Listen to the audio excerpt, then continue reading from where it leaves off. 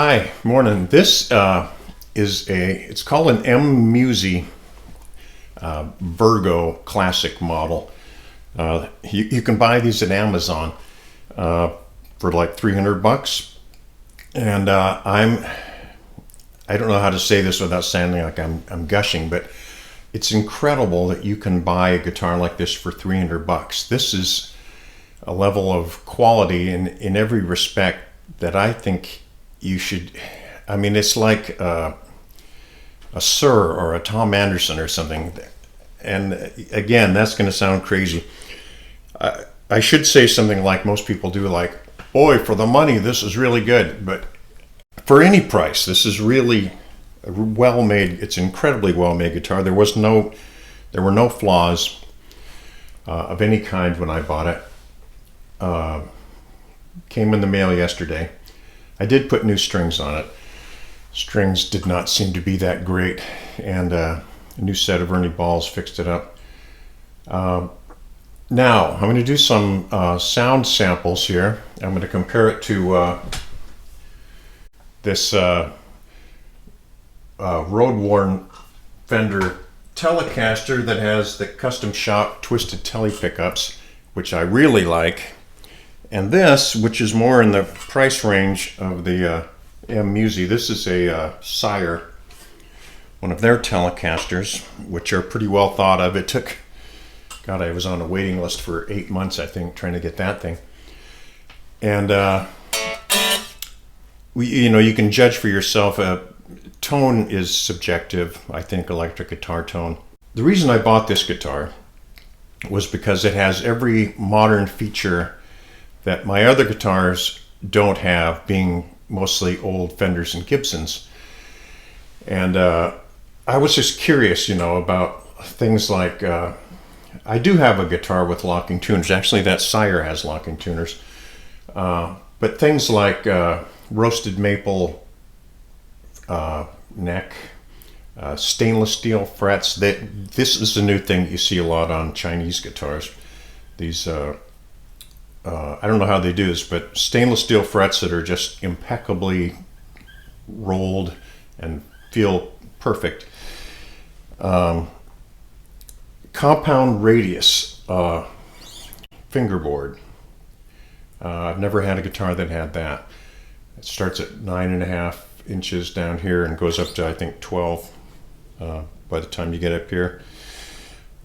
What other? These, non-Telecaster-y type of carves. It's got more Strat-like carves in the body. Now these tuners, by the way, which are great, they're locking tuners, which, I don't really care either way about that. If you had a whammy bar, that'd be nice to have.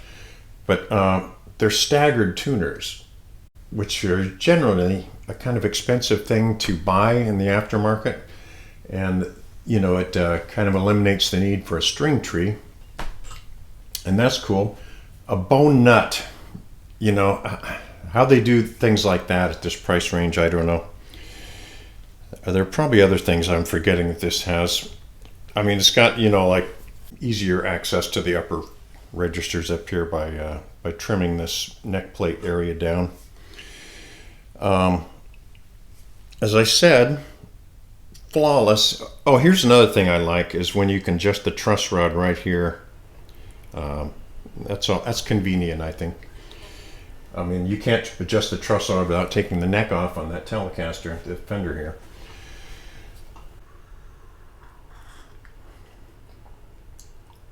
It's kind of embarrassing to do a guitar review like this, because I don't have anything bad to say about it. When I opened the box yesterday, this was perfectly set up, and I think I probably got lucky, because I don't know how they can do immaculate setups at this price. But it was literally the easiest playing guitar I have ever played, of the hundreds I've played in my life. Going back to the 70s. It's incredibly easy. The action was perfect. It was very low action, lower than I like, but some people might like that, and it's easy to fix that. I did put a different set of, a heavier set of strings on because I think it had 9s on it, and they were just, the bending was just crazy easy to bend, and I was over bending stuff.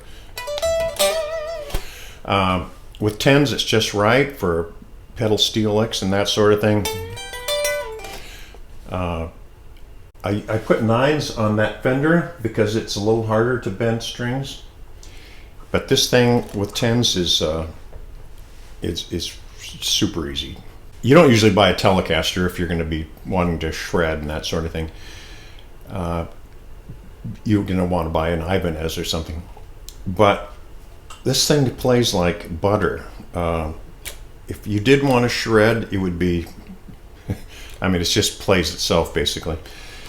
And that is also embarrassingly, I mean, it sounds like they're paying me to say this, which they're not. It was perfectly set up, extremely easy to play in every way. The frets, I mean, I've never had stainless steel frets before, and I don't know if that is part of it, but they feel great.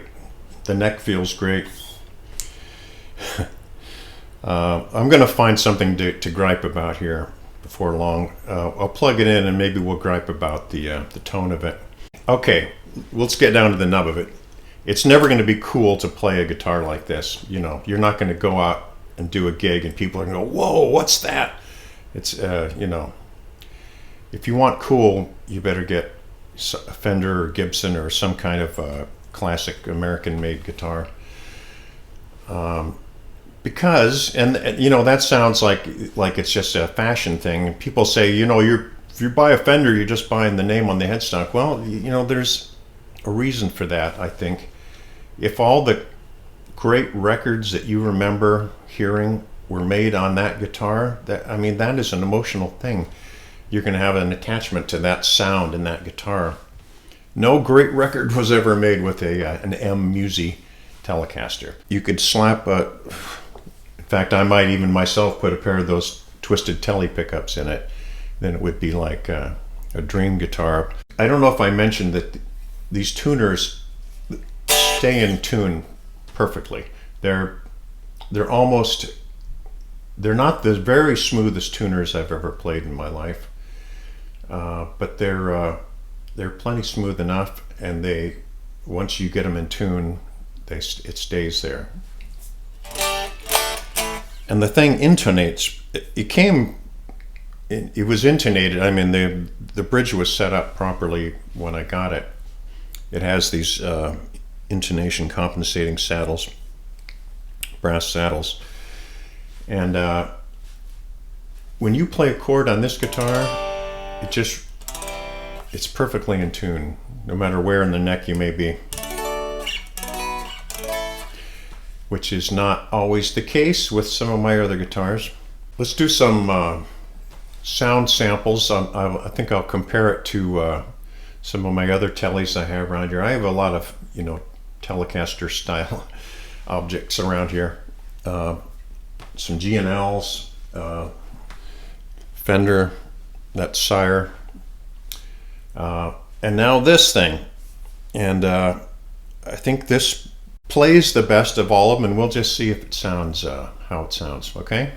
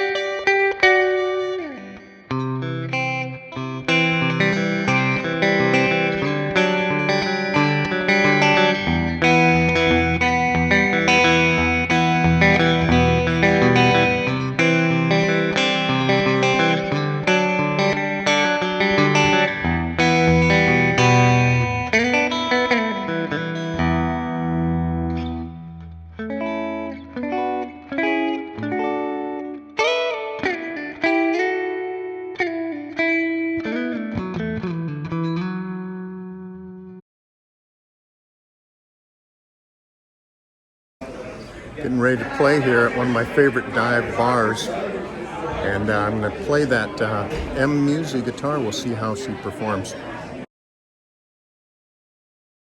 Yeah, I had to put down the Musi after about 20 seconds. It got weird on me, but yeah, you never know until you get to a gig how a guitar's been going to behave.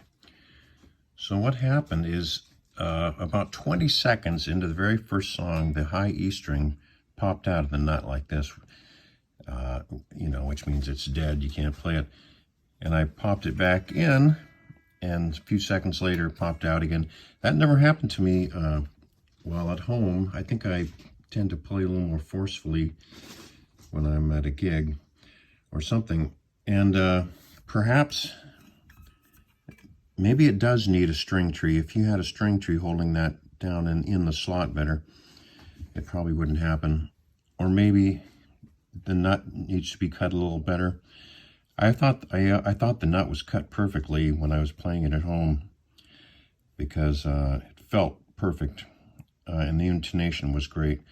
But you can't have that popping out like that. So I just grabbed my other guitar and set this down for the rest of the night. Anyway, so I finally found something to gripe about. It's probably not a big deal. I mean, for a very small amount of money, you can buy a string tree and put it on there. Anyway, but I thought I'd mention that. Okay, and thanks for watching this video, and I will see you next time. Bye.